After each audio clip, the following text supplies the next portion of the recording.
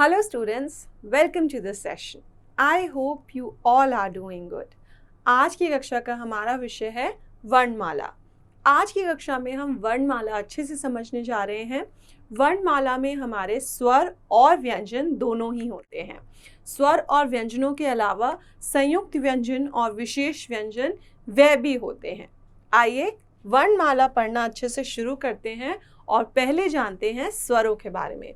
पहला स्वर है हमारा अ, आ, ई, उ, री, ए, ऐ, ओ, औ, अंग, अह। यह सभी हैं हमारे स्वर। यह सभी रंग बिरंगे हैं हमारे स्वर। अ से अनार, आ से आम, इ से इमली, ई से ईख, उ से उल्लू, ऊ से ऊन, री से ऋषि, ए से एड़ी, ऐ से ऐनक, ओ से ओखली, औ से औरत, अंग से अंगूर और अह होता है खाली। अंग से अंगूर, अह खाली। बच्चों, यह सभी हैं हमारे स्वर, जिसमें ई और ई, एक होती है छोटी ई और दूसरी होती है बड़ी ई, जिसके ऊपर इस प्रकार होता है। फिर आता है उ और ऊ। यह होता है छोटा ऊ और यह होता है बड़ा ऊ। आप सभी को इनके उच्चारण और लिखावट का अच्छे से ध्यान रखना है। स्वरों के बाद आते हैं हमारे व्यंजन।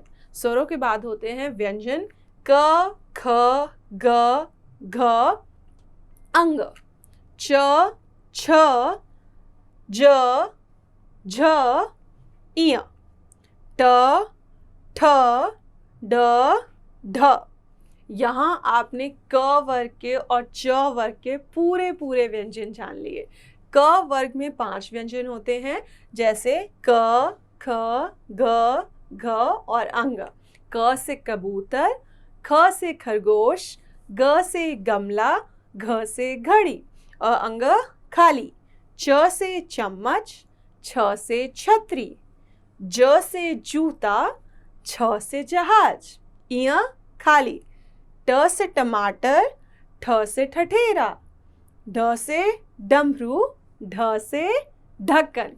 ट से लेके ढ तक ये सभी जो हैं ये ट वर्ग के व्यंजन हैं। इसका आखिरी व्यंजन होता है न, इस प्रकार।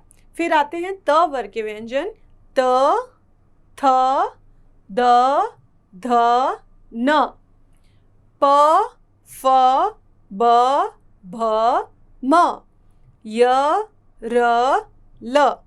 यहाँ आपने बहुत सारे व्यंजन पढ़े हैं, जैसे कि त से तरबूज, थ से थर्मस, द से दवात, ध से धनुष, न से नल, प से पतंग, फ से फल, ब से बकरी, भ से भालू, म से मछली, य से यज्ञ, र से रस्सी, ल से लड्डू। यहाँ त से लेके न तक जो हैं वो त वर्ग के व्यंजन हैं। फिर आते हैं प वर्ग के व्यंजन। प से यहाँ सभी व्यंजन, आगे भी जितने व्यंजन आएंगे वो प वर्ग के होंगे। व, श, श, स, ह। यहाँ तक सभी हमारे व्यंजन खत्म हो चुके हैं। ह तक होते हैं हमारे, क से ह तक व्यंजन होते हैं। इनके बाद जो व्यंजन होते हैं वह सभी संयुक्त और विशेष व्यंजन होते हैं।